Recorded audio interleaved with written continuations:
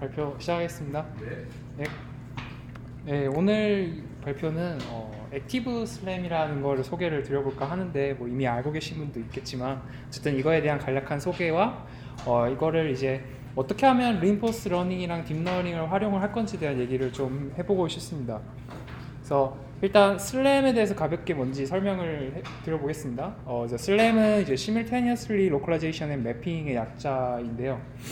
이제 자신의 위치 추정과 이제 지도 작성을 동시에 수행하는 이제 로보틱스 쪽의 핵심적인 기술이라고 할 수 있습니다. 그래서 이렇게 에센셜한 문제를 하나 가져와 봤는데요. 이제 이거는 뭐 X는 이제 각각의 있던 로봇 포즈를 이제 얘기를 하고 있는 거고, 여기 있는 별표는 이제 어떤 랜드마크를 얘기를 하고 있습니다. 뭐 이 랜드마크 같은 경우에는 이제 어떤 위치 정보가 이미 있어가지고 이제 보통 로봇의 포즈를 에스티메이션 하는데 도움을 주는 역할을 하는데요. 그래서 로봇에서 이 랜드마크에게 이제 어떤 얼마만큼의 거리가 관측이 되는가에 따라서 이제 이런 상호적인 그런 거리를 이용을 해서 이제 로봇의 위치를 이제 계속 추정을 해서 업데이트 해나가는 게 가장 이제 기본적인 슬램 문제입니다. 그래서 여기서는 약간의 이제 트루 값과 에스티메이션 된 값이 이제 시프트가 발생한 거를 이제 보여주고 있긴 한데, 이제 뭐 이런 시프트가 발생한 거는 이제 어떤 로봇이 이 환경에서 그냥 장애물만 헤쳐나가는 데는 이제 뭐 충분하다고 보시면 되는데요. 이렇게 각 이제 위치 간의 어떤 정보 상관관계를 이제 어떤 식으로 이제 최적화하고 뭐 이걸 추정하는지에 대해서 이제 따라서 슬램이 다양한 갈래로 이제 나뉘게 되는데요.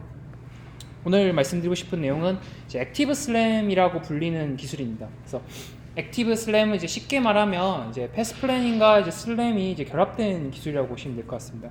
그래서 기원을 이제 거슬러 올라가 보면 액티브 퍼셉션이라는 개념으로부터 좀 시작을 할 수 있을 것 같은데, 이제 단어를 딱 보면 어떤 내용인지 대충 감이 조금 오실 수 있을 거라 생각합니다. 그래서 능동적인 인식이라는 건데, 또 이런 능동적 인식은 이제 뭐 1930년대 뭐 처음 단어가 나왔을 때는 이제 뭐 인지심리학 관점에서 좀 발전하다가 루제나 바이츠시라는 유시 버클리 교수님이 계십니다. 그래서 86세신데 향년 이후로 이제 로봇 공학에서 이제 많은 관심을 갖고 연구를 하기 시작되는데, 그게 로봇에서 이렇게 어떤 유용한 정보를 이제 센서로 어떻게 측정할 것인가에 대한 어떤 디시전 메이킹을 이게 어떻게 풀어나갈 것인가에 대해서 이제 연구가 되어 오고 있습니다. 그래서 이제 슬램에서는 이러한 이제 의사결정 문제를 이제 exploitation 딜레마라고 얘기를 하고 있는데, 다음과 같은 이런 사전 지도가 주어진 미로에서 로봇이 이제 미로를 탈출하려고 한다고 했을 때 이제 여기가 이미 지나온 영역이 이만큼 있다고 하고 이제 남은 영역이 이만큼 있다고 할 때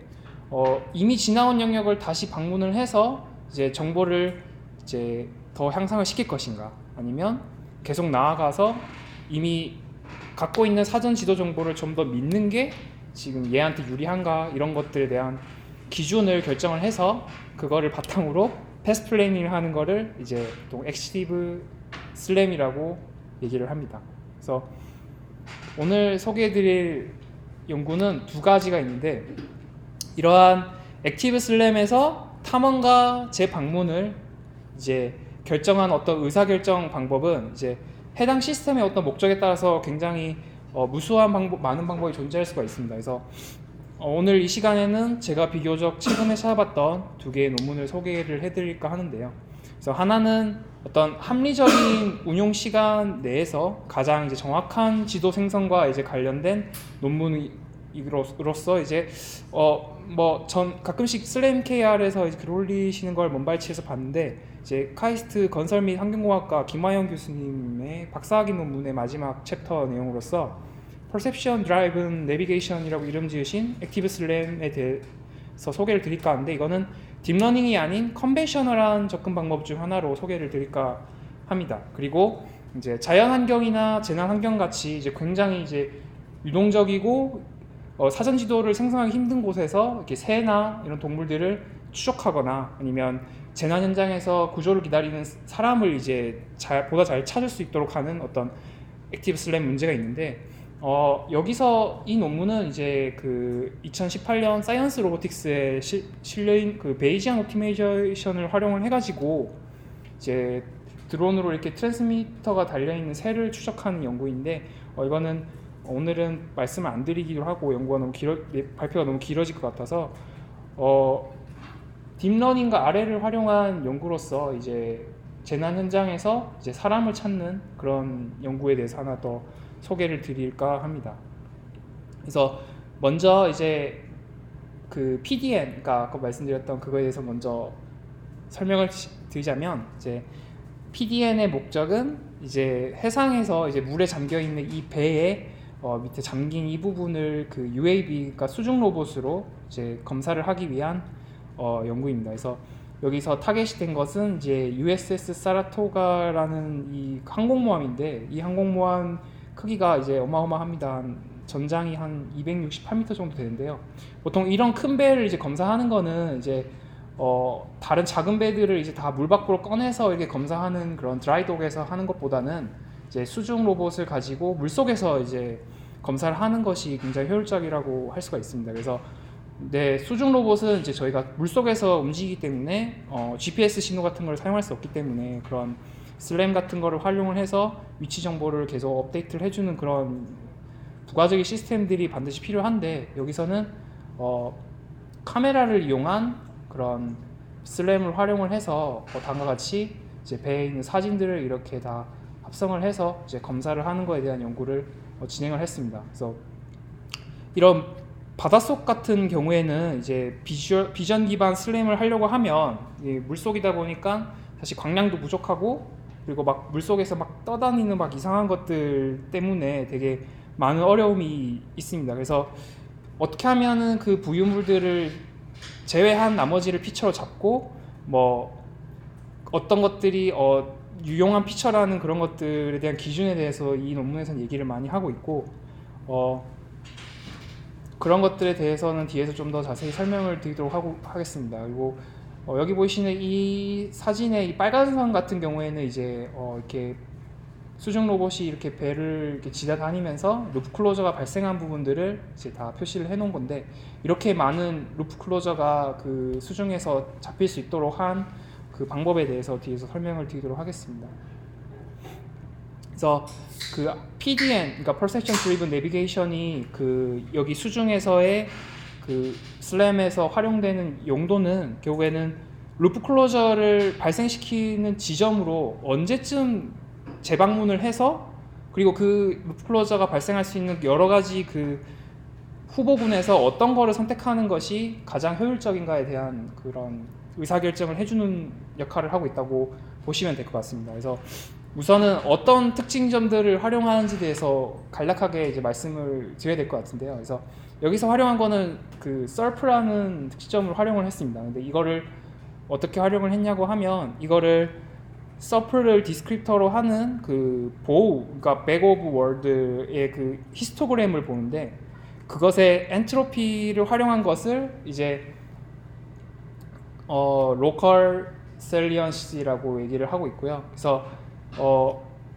그 인버스 도큐먼트 프리퀀시라고 해서 이게 얼마나 드물게 발생하는 피처가 많이 있는가를 보고, 그게 일정 레벨 이상 올라가면 글로벌 셀리언스라고 해서 이제 저장을 한다고 얘기를 하고 있습니다. 그래서 정리를 해서 다시 말씀을 드리면, 로컬 셀리언스는 서프의 풍부함 위주로 보는 거고요. 글로벌 셀리언스는 유니크한 어떤 특징점의 유무를 이제 보는 거라고 이제 생각을 하시면 될 것 같습니다. 그래서 로컬 셀리언시, 그러니까 글로벌 셀리언시는 이제 주로 루프 클로저가 발생할 수 있는 지점을 지정하는 데 활용을 한다고 생각하시면 될 것 같습니다. 그래서 전체적인 시스템 다이어그램을 보면, 일단 수중을 이제 그 수중 로봇이 다니면서 이제 셀리언시를 계속 측정을 하고요. 그러면서 이제 슬램을 통해서 계속 로드를 추가하고, 이제 오도메트리 계산하고, 그리고 카메라의 컨스트레인트를 계속 계산을 하게 됩니다. 그래서 그러면서 PDN이 이제 그 어떤 셀리언스의 그런 레벨 같은 것들, 슬래시홀드를 보고 이제 웨이포인트들을 정립을 합니다. 그래서 그 어떤 일정한 레벨이 이상이 되면 여기는 로컬 셀리언시고, 또 여기는 글로벌 셀리언시라는 거를 다 배정을 해놓고 웨이포인트로 다 저장을 해놓습니다. 그리고 그때마다 얘가 자기 자신의 위치의 어떤 불확실성을 계산을 해가지고, 그게 일정 레벨 이상 올라가면 어떤 루프 클로저를 발생시킬 것인지 아니면 계속 진행을 할 것인지에 대한 의사결정을 하는 부분이 PDN 여기 이 부분입니다. 그래서 그때 계산하는 게 리월드인데,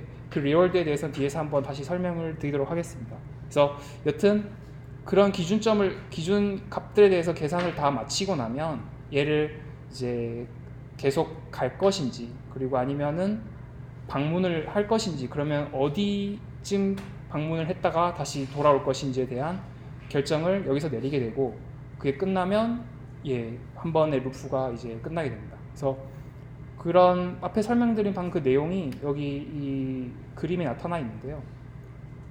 이렇게 보시면 이것들이 다 노드가 되는 거고요. 수중 로봇은 여기를 따라서 이렇게 계속 이동을 하게 됩니다. 그러다가 지금 현재 로봇이 여기쯤 있을 때 여기 위치에 있는 이 상황에서의 자기의 그 위치 불확실성을 계산을 합니다. 그 위치 불확실성의 어떤 슬래시홀드는 그냥 실험적으로 이제 결정이 되어 있는 거고요. 그거를 이제 어떤 문턱 이상으로 넘어가게 되면 루프 클로저를 발생시켜서 다시 그 uncertainty를 떨어뜨리기 위해서 재방문을 했다가 다시 돌아와서 다시 계속 탐험을 해나가는 그런 형태로 이제 구성이 되어 있습니다. 재방문을 했다는 것은 지금까지 지나온 패스를 다시 왔다 갔다 한다는 것이? 그렇진 않고요. 그냥 아까 말씀드렸던 글로벌 셀리언시 값을 해서 측정을 했으니까 그 레벨이 일정 이상인 걸 그 글로벌 셀리언시 웨이포인트로 저장이 되어 있습니다. 그래서 거기만 방문하는 겁니다.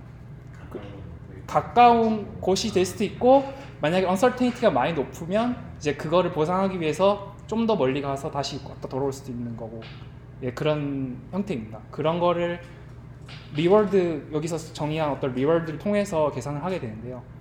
뭐 세 번째 전에 글로벌 그 셀리언시 포인트로 갈 것이냐 뭐 그런 것들을 어떻게 뭔가 정하는 그 기준이 있습니다. 그래서 그 보시면 여기 보시는 이 스몰 x가 그거의 버추얼 로드라는 건데 그래서 어떤 웨이포인트가 정해지면 이 버추얼 로드는 이 저희가 가고 싶은 그 노드 글로벌 셀리언시 노드에 대해서 이제 A 스타 알고리즘을 돌려가지고 그냥 가상의 웨이포인트를 찍어서 그냥 직선으로 쭉 한번 갔다가 다시 돌아옵니다. 이 자리로. 그리고 여기서부터 다시 이렇게 이미 사전에 지정되어 있는 이 지그재그로 계속 진행을 하게 됩니다. 그러다 또 uncertainty가 높아지면 한 번 더 PDL을 통해서 돌아갔다가 다시 돌아오고. 저 그러면 지금 동그라미랑 직선으로 표시되어 있는 거는 로봇이 이동한 패스를 나타내는 거고 예, 맞습니다. 지금 X로 표시되어 있는 거는 주변에 있는 환경에서 랜드마크 중에서 소프트웨어 배급 피처가 그 일정 글로벌 셀리언스를 넘는 수준에 있는 것들을 웨이포인트로 설정한 값이라는 뜻이나요?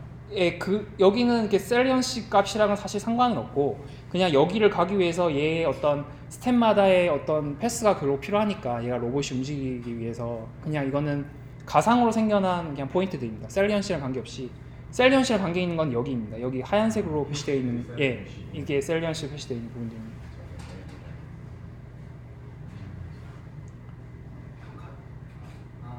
예. 갔다가 올 때도 직선으로 통해서. 예, 맞습니다. 그래서 갈 때는 아웃바운드라고 하고 올 때는 인바운드라고 돼 있는 이 경로를 따라서 오게 돼 있습니다. 직선이라고 말씀하시면 최단 거리를 그냥 A 스타로 간다라는 말씀이시죠? 예, 맞습니다. 네. 제가 이제 빌딩 해놓은 거에서 장애물 있으면 피해가고 하는 식이죠. 예, 능동적인 장애물 회피에 대해서는 아마 맵이 없는 길이 없는 것에 대해서는 다 피해가는 직선을 말씀하시는 거예요? 네, 맞습니다. 그냥 그런 어떤 가상의 그런 웨이포인트들이 생겨난다는 것을 표시해 있는 거예요.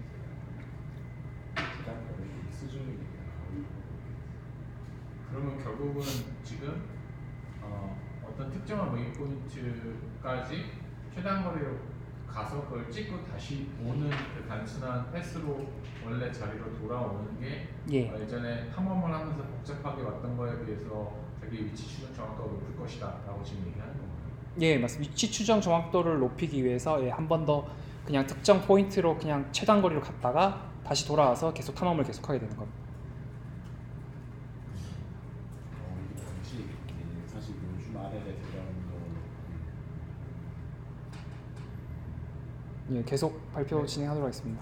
그래서 앞에서 이제 설명을 잘 못 드렸던 이제 리월드에 대한 부분을 설명을 드릴 건데요. 여기서 보시면 이 U라고 적혀 있는 이 값이 지금 uncertainty입니다. 그러니까 포즈의 정확도가 현재 얼마만큼 이제 좀 부족한 건지에 대한 어떤 물리량인 건데 이거에 대한 계산은 뭐 얘 센서의 어떤 에러 코베리언스 값이랑 카메라의 어떤 에러 코베리언스 값들을 가지고 계속 프로파게이션을 시켜서 결국 계산을 해낼 수가 있습니다. 그래서 어떻게 보면 어떤 추측 값이라고 보시면 되는데요. 어쨌든 그거를 저희가 허용된 값을 이제 지정을 해서 실험적으로 얻은 어떤 허용된 값을 지정을 해서 그것보다 이제 얼마만큼 큰지에 대해서 이제 확인을 하는 겁니다. 그래서 이게 너무 크면 이제 다시 재방문을 시키기 위해서 이렇게 이런 물리량을 이제 지정을 해 놓은 겁니다.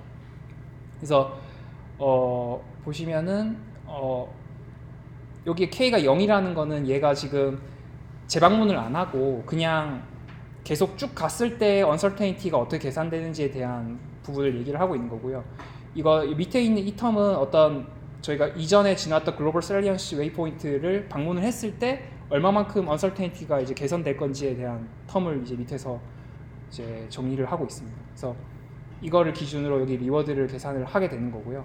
하나의 리워드를 계산하게 되는 거고 또 이 리워드 텀에서의 하나의 그 파라미터는 여기 보시는 에리어 커버리지가 있습니다. 그래서 에리어 커버리지 같은 경우에는 얘가 이제 재방문을 하게 되면 이제 너무 많은 영역을 다시 다 촬영을 했다가 돌아오는 것들이 있으니까 그런 게 전체적인 어떤 시스템의 효율성 측면에서 굉장히 비효율적이기 때문에 그거를 이제 정의를 한 겁니다. 그래서 얘가 이게 K redundant라고 보이는 이 부분을 보시면 되는데 얘가 방문을 안 하게 되면 이 값이 0이고 얘가 이제 재방문을 하게 되면 얘가 지금 LPK는 K의 웨이포인트를 방문했을 때 거리고요.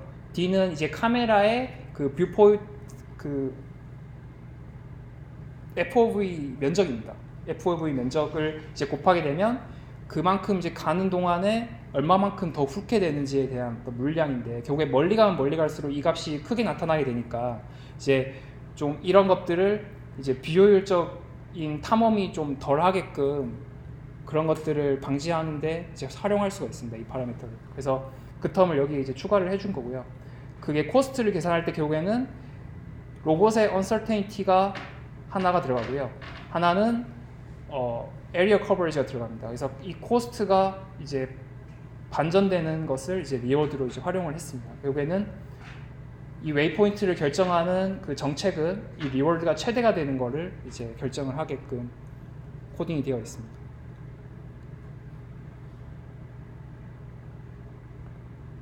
그래서 실험은 이제 시뮬레이션 환경을 구성을 해서 이제 실험을 했습니다. 그래서 보시면 원래 얘가 이제 AUV가 이제 이 뱃속을 이제 막 다닌 패스들이 이제 회색으로 나타나 있는데요. 이걸 다 쓰시지는 않았고 여기서 이제 파란색으로 되어 있는 것들만 이제 추출을 해서 이제 활용을 했다고 합니다. 그래서 그러면서 이제 그 여기 보이시는 이 빨간색 같은 경우에는 이제 saliency를 좀 일부러 그 저희가 이 PDN의 성능을 확인하기 위해서 인위적으로 좀 분포를 시켰다고 합니다. 그래서 그 saliency가 높은 레벨, 그러니까 로컬 saliency들을 이렇게 여러 개를 뿌려가지고 이제 진행을 했습니다. 글로벌 saliency를 널리 이렇게 뿌려서 이제 진행했고 여기는 이 데이터는 이제 이븐리하게 이제 디스트리뷰 시킨 거고 얘는 이제 바텀 쪽에다 좀 몰아 넣으신 거고 이거는 약간 이제 사이드 쪽에다가 이렇게 뿌려 놓은 겁니다. 그래서 여기 보이는 이 초록색 같은 경우에는 이제 PDN이 아니고 그냥 얘가 AUV가 여기를 딱 마주칠 때마다 계속 이쪽으로 다시 돌아가서 루프 클로저 발생시키고 다시 돌아오고 이러는 그런 식으로 이제 경로를 미리 계획을 해놓은 부분들입니다. 그래서 이러한 시뮬레이션 환경에서 이제 알고리즘을 테스트를 해보는데요. 그래서 오픈룹 같은 경우에는 여기 이제 사전에 정의된 이 패스를 이제 그냥 한 번도 재방문 없이 쭉 가는 거고요. 그 이그헤저티브는 이제 방금 말씀드린 그 초록색 라인으로 계속 이렇게 방문을 계속 하는 건데 그 검은색 점이 결국에는 이제 재방문한 그 경로들을 표시해 놓은 겁니다. 그래서 PDN 같은 경우에는 앞에서 보여드렸던 그 리워드와 정책을 가지고 이제 재방문을 해낸 거고요. 그래서 패스 언서테니티를 보시면은 이제 여기서 지금 초록색 오픈루프 같은 경우에는 쭉 이제 발산을 하게 되고요. 그 저희가 PDN 같은 경우에는 이제 총 4번의 재방문이 일어나는데요. 이제 1.5의 그런 스레시홀드를 넘을 때마다 재방문을 해서 이제 재방문할 때마다 이렇게 uncertainty가 떨어지는 모습을 이제 확인을 할 수가 있습니다. 그리고 이거에서티브 같은 경우에는 계속 그 포인트마다 이제 방문을 하게 되는데 결국에 끝에 가서는 이제 뭐 오히려 uncertainty가 더 낮은 결과를 보여줬다라고 일단 레포트를 하고 있었습니다. 그래서 에리어 커버리지 같은 경우에는 당연히 오픈룩 같은 경우에는 제일 효율적일 거고요.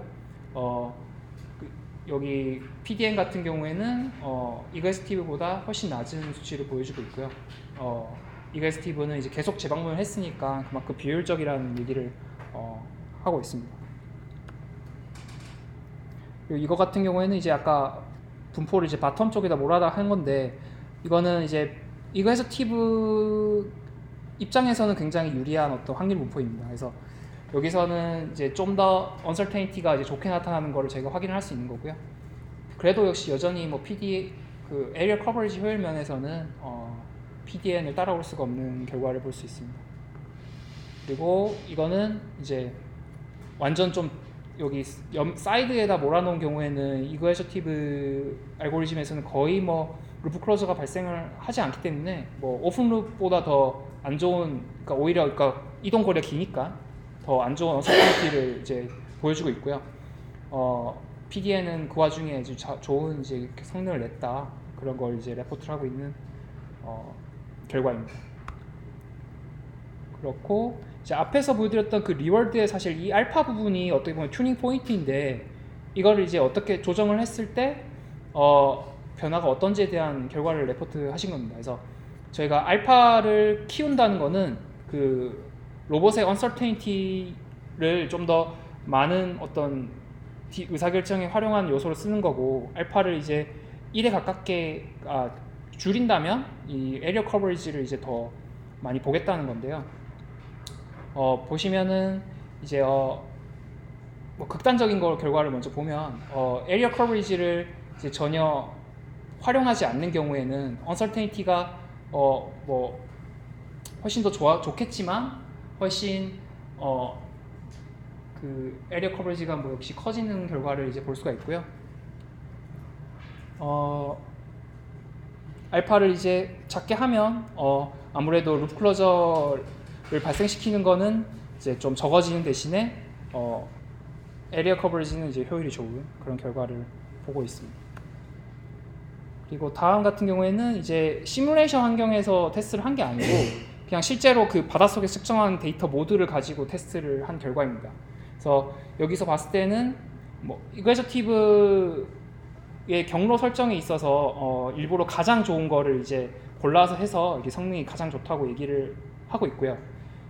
PDN 같은 경우에는 그냥 알고리즘 그대로 이제 활용을 해서 사용을 했다고 하시고, 성능을 딱 보시면은 별로 큰 차이가 없는 거를 이제 확인을 할 수가 있습니다. uncertainty 차이, 오픈루프는 엄청 발산해서 이제 날아가 버렸고, 이제 에리어 커버리지 효율을 봐도 굉장히 이쪽이 탐험하는 비율이 작은 것을 이제 확인을 할 수 있고요. 여기 보시는 이 빨간색 선이 이제 루프 클로저가 이제 발생을 한 부분입니다.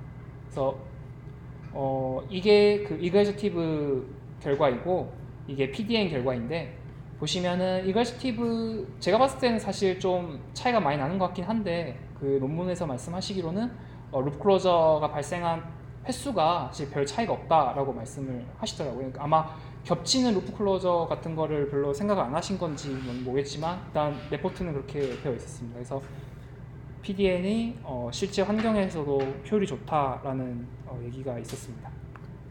그래서 PDN에 대해서 간단하게 결론을 내고 넘어가도록 하겠습니다. 그래서 PDN은 이제 물속에서 굉장히 막 부유물도 많고 그런 환경에서 로컬 셀리언스랑 글로벌 셀리언스라는 어떤 서프랑 보우를 활용한 그 특징점을 활용을 해서 그 물속에서의 비주얼 슬램을 가능하게 했고, 어떤 패스 플래닝을 하는 어떤 리워드를 제한을 함으로써 그걸 활용해서 슬램의 퍼포먼스를 높였다라고 볼 수 있을 것 같습니다. 그래서 어떤 정해져 있는 에리어를 아주 효율적인 시간 내에 적당한 그 불확실성 내에서 이제 슬램을 수행할 수 있는 결과를 얻을 수 있었다라고 결론을 내릴 수 있을 것 같습니다.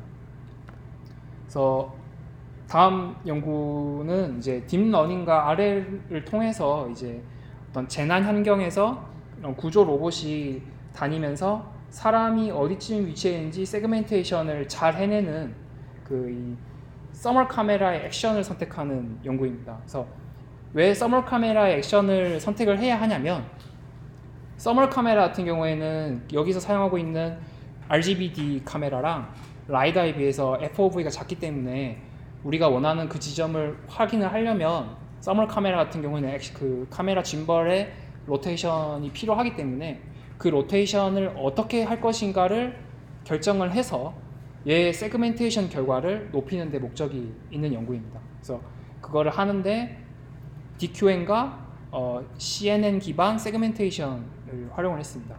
그래서 일단 네트워크를 여기서 보여드리고 있는데요. 세그멘테이션은 FCN32를 이용했다고 하고 있습니다. 그리고 사용하는 데이터는 RGB 뎁스 데이터랑 서멀 데이터를 활용을 하고 있고 복셀라이제이션을 했습니다. 그때 활용했던 거는 이제 라이다 센서의 뎁스 데이터만 활용을 했다고 하는데 그렇고 로스는 이제 그 게인이라고 하는 새로운 물리량을 제시를 했습니다. 그거의 크로스 엔트로피를 활용을 했는데 여기서 이 게인이라고 하는 거는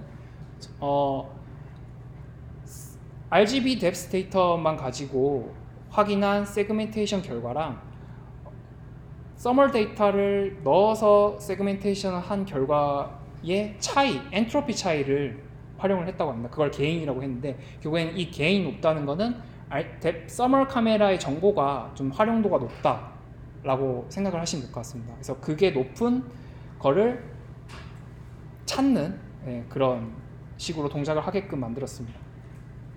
그래서 계속하면 재밌는 거는 이제 여기서 이제 얘기하기로는 이런 데이터셋 구하는 게 쉽지가 않다.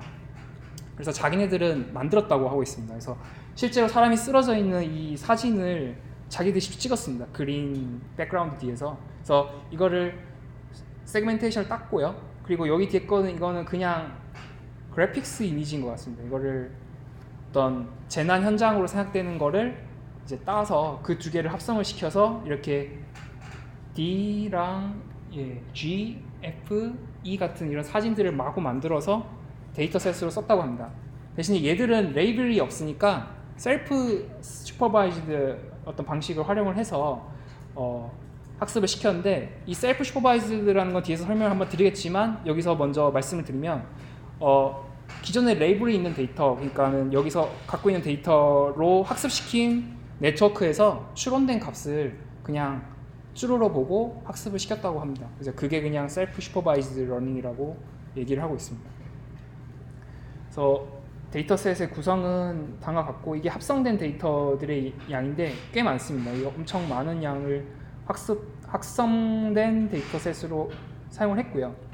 실제로 이제 어떤 세트에서 이 데이터셋을 만든 거는 한 225장, 60장 정도를 활용을 했다고 얘기를 하고 있습니다. 그래서 이게 그 로봇으로 이제 직접 보고 있는 어떤 이미지 영상인데요. 이게 RGB 이미지인데 여기서 활용한 이미지는 파노라마 이미지를 활용을 했습니다. 파노라마 이미지를 활용했고 뎁스 데이터든 뭐든 다 파노라마 이미지를 활용했는데 여기서 지금 그 앞에서 보여드렸던 그 네트워크로 학습을 시킨 결과를 이제 개인 값을 이제 구해봤을 때 이제 다음과 같이 사람이 있는 데서 잘 나타나는 모습을 이제 보여주고 있는 결과입니다. 그래서 결국에는 이런 개인을 잘 찾기 위한 어떤 디시전 메이킹을 어떻게 했는지를 이제 설명을 드릴까 하는데요. 여기서 스테이트로 활용을 한 거는 이제 픽셀 값, 그리고 서멀 데이터, 그리고 서멀 마스크라고 해서 서멀 데이터가 어디쯤 위치해 있는지 위치 정보, 그리고 그 앵글 디스턴스라고 해가지고 로봇이 이렇게 이동할 때 이 각각의 그 카메라가 보고 있는 그 앵글의 차이 값을 활용을 했다고 합니다. 그리고 나머지는 이제 어떤 얘가 지금 1번 포지션에 있고 2번 포지션, 3번 포지션에 있는데 남아있는 그 포지션에서의 그 서머의 뷰 포인트들을 활용을 했다고 합니다. 여기서는 뭐 이 각도, 여기서는 이 각도, 여기서는 이 각도가 이제 여기에 해당하는 스테이트가 되는 건데요. 그리고 저희가 이제 앞에서 보여드렸던 이 스테이트를 가지고 얻고 싶어하는 거는 액션은 바로 이 카메라 로테이션 앵글입니다. 다음 스텝에서의. 그리고 이제 리월드는 앞에서 설명드렸던 그 게인은 얘가 카메라의 액션을 통해서 그 서멀 카메라를 움직여 가지고 새롭게 측정될 그 복셀에서 얼마나 사람이 많이 나타나는지에 대한 그 값을 가지고 리워드로 활용을 했다고 합니다. 그리고 방법은 이제 가이디드 큐 러닝이라고 하는데 약간 큐 러닝을 약간 변형한 방법입니다. 그래서 그 가이디드 큐 러닝에 대해서 이제 수도 코드를 가져와 봤는데요. 다 보실 필요는 없을 것 같고 필요한 부분만 설명을 드리도록 하겠습니다. 그래서 여기서 옵티멀한 컨트롤 해라는 거를 그 G플렉스 솔버라는 거를 통해서 얻었다고 합니다. 사실 제가 이런 거는 처음 봤는데 저희가 리니어 프로그래밍 수식이 있으면 얘에 대한 어떤 시나리오를 정해주면 그냥 그거에 대한 최적의 해를 구해주는 상용 풀이 있다고 합니다. IBM에서 제공을 하고 있는데 그래서 그거를 통해서 지금의 시나리오에서의 가장 최적화된 그 스텝마다의 카메라 액션을 일단 얻을 수 있다라고 얘기를 하고 있습니다. 그래서 그것들을 일단 기준점으로서 일종으로 계속 많이 사용을 하고 이제 그거를 갖고 있습니다. 이제 그거를 가지고 시작을 하는데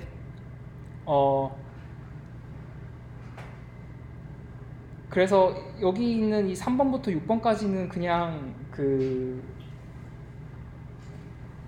일반적인 그 DQN에서의 그 어떤 지금의 스테이트가 들어오면 그 네트워크를 통해서 추론을 해서 액션을 내는 그런 부분입니다. 그리고 여기서 이제 가이딩 큐 러닝이라고 굳이 명명을 한 이유는 위에서 구했던 이 최적의 해를 학습에 이제 활용을 하게 되는데요. 이거를 이제 최적의 해를 활용하기 때문에 그걸 이제 가이딩이라고 얘기를 하고 있는 것 같고요.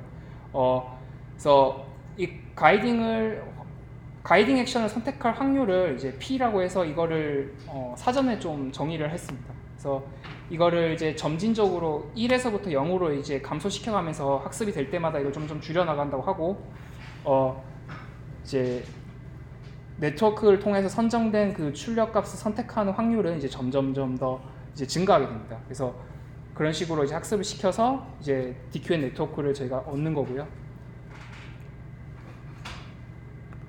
그래서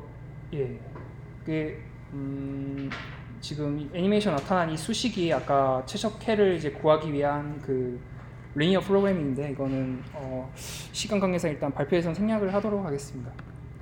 그래서 결과를 일단 가져와 봤습니다. 그래서 결과를 보시면 일단 이 실험 결과는 이제 64개의 어떤 랜덤하게 생성된 그 미로에서 진행이 된 결과이고요. 그리디 알고리즘과 큐폴리시 그리고 앞에서 설명드렸던 그 기준점을 활용했다는 그 옵티멀 값이랑 그리고 옵티멀 인컴플리트라는 게 있는데요. 위에 거 이 옵티멀과 인컴플리트의 차이는 이제 이거는 처음 끝까지의 모든 시나리오를 다 알고 있는 상태에서 해를 구한 거고 이거 같은 경우에는 이제 매번 스텝마다 이제 진행을 해서 이제 옵티마이제이션을 구한 값이라서 좀 다르다고 얘기를 하는데 일단 제가 100% 이해는 못했지만 뭐 일단 그렇다고 생각을 하고 일단 넘어가도록 하겠습니다.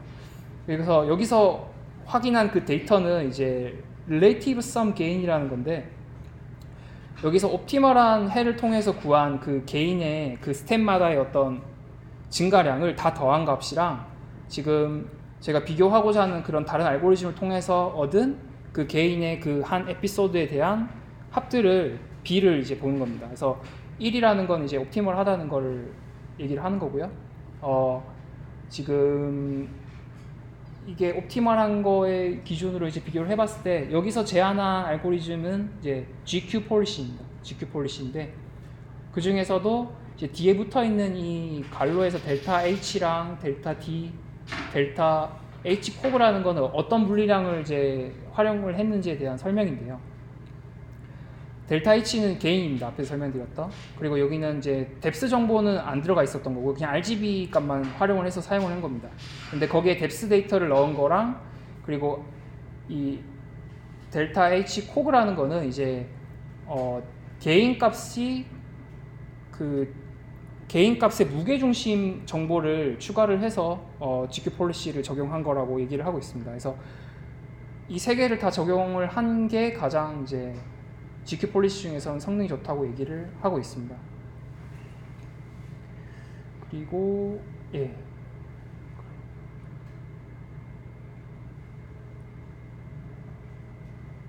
밑에 있는 이 표 같은 경우에는 이제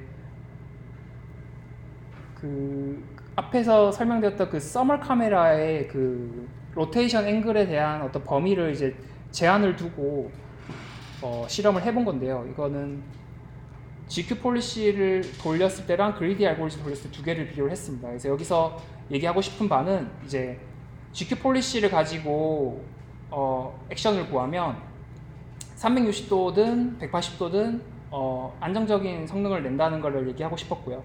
그리디 알고리즘에서는 이 뷰포인트가 되게 넓어지고 그 선택의 폭이 넓어지면 굉장히 성능이 떨어진다는 얘기를 하고 싶어서 이 데이터를 이제 레포트를 했습니다.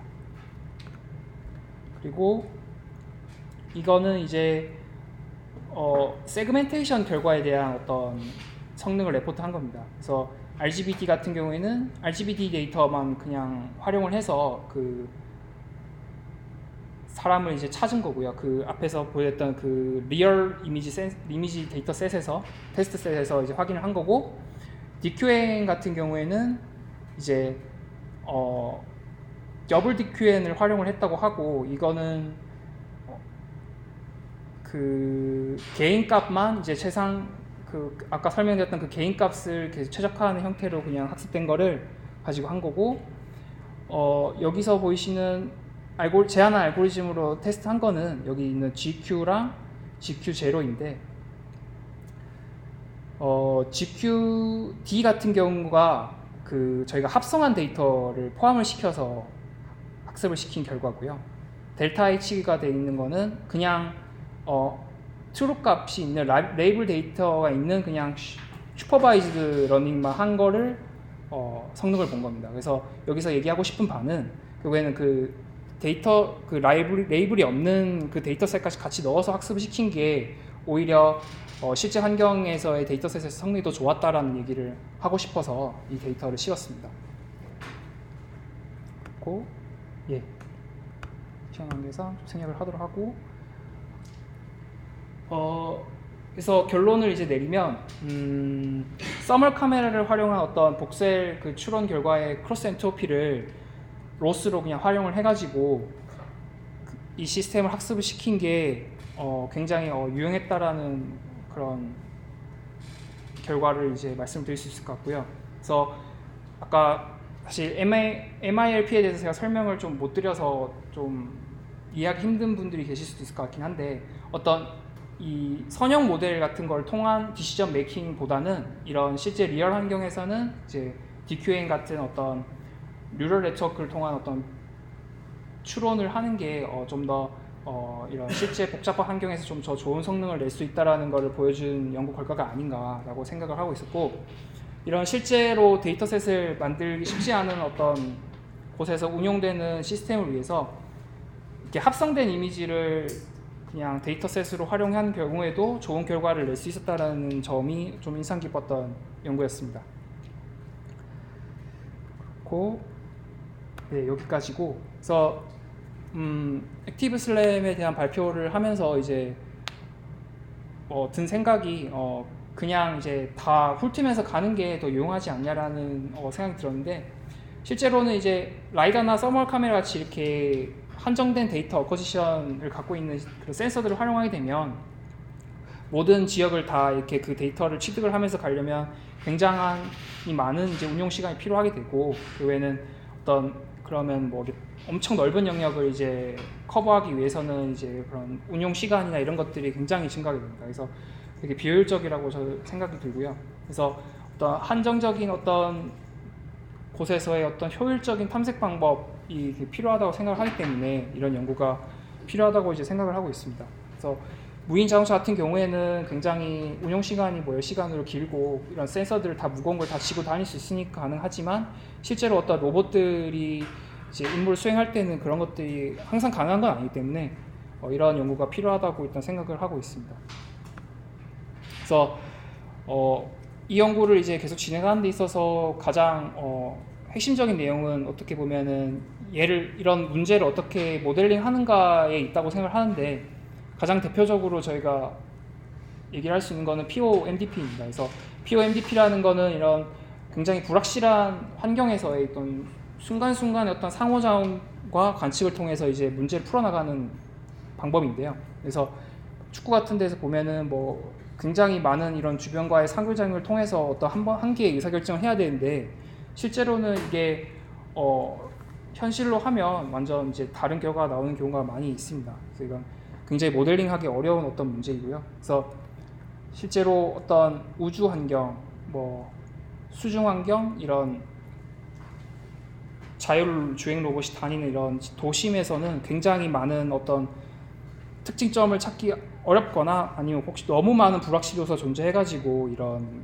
문제를 선형 모델로 이렇게 모델링하기가 굉장히 어렵습니다. 그래서 제 생각에는 이런 것들에 대해서 딥러닝을 이제 활용할 여지가 많이 있는 분야가 아닌가라고 생각을 하고 있습니다. 그래서 제가 이전에 연구했던 것 중 하나인데, 제가 이전에 연구했던 거 하나는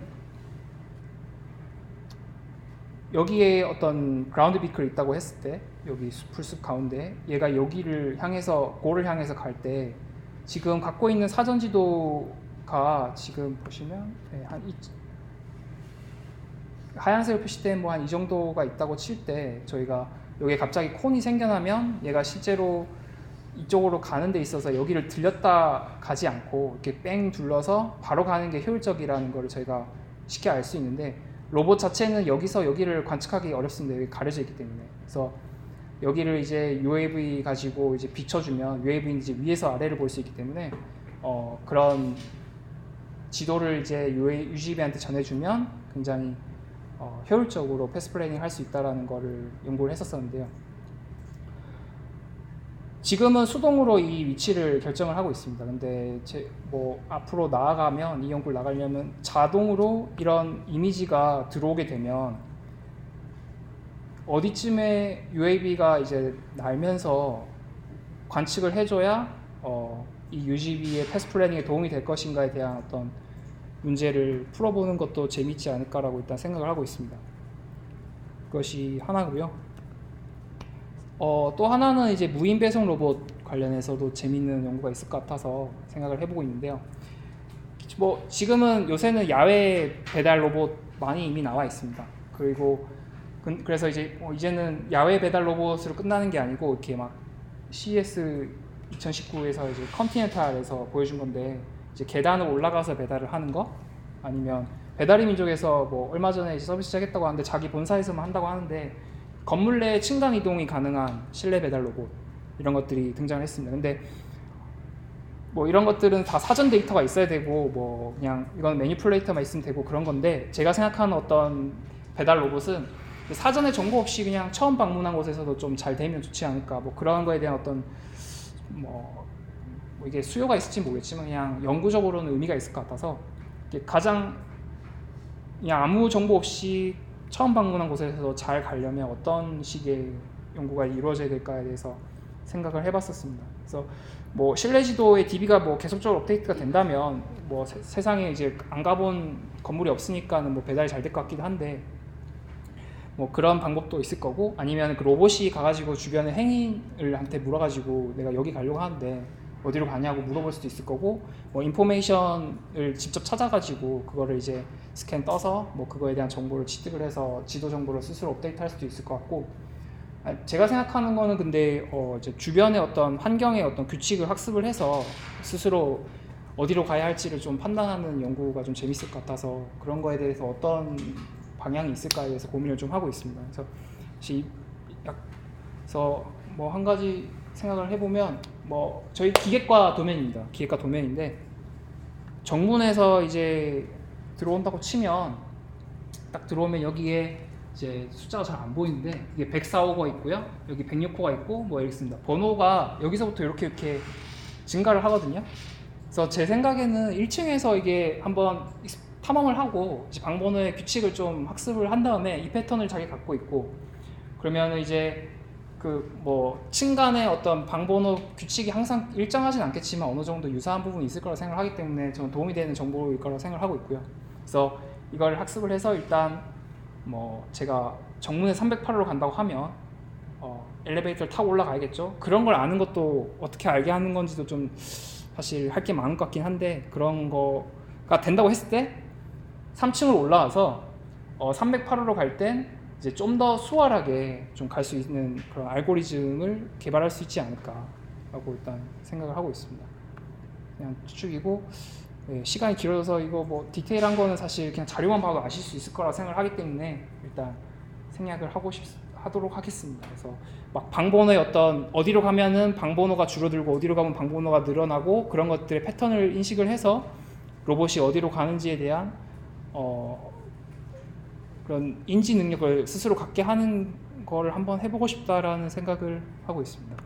그래서 뭐 앞으로의 계획은 이제 뭐 좀 토이 이그젬플을 하나 만들어 가지고 지금 갖고 있는 하드웨어 가지고 좀 시뮬레이션, 그 김하영 교수님처럼 이렇게 시뮬레이션 환경에서 좀 잘 되는가 보면은 좀 연구하기 편할 것 같아서 일단 시뮬레이션 데이터 셋도 한번 만들어 보고 싶고, 지금 제가 만들어 놓은 시스템이 로스 기반으로 되어 있기 때문에 어떻게 보면은 그런 데이터들을 좀 모으는데 편한 점이 좀 있을 것 같아서 뭐 그런 것도 한번 짜보고 싶고, 그걸 한 다음에 이제 룰 베이스로 이렇게 디시전 메이킹 한번 해보고, 나중에는 진짜 그냥 카메라 이미지만 받아가지고 자기가 RL이랑 딥러닝을 활용해가지고 어떤 의사결정하는 그런 연구를 해보고 싶습니다. 그래서 필요한 것들이 뭔지 찾아보고 좀 공부를 해보고 싶다는 생각이 있다는 걸 말씀드리면서 발표를 마무리하도록 하겠습니다. 이상입니다.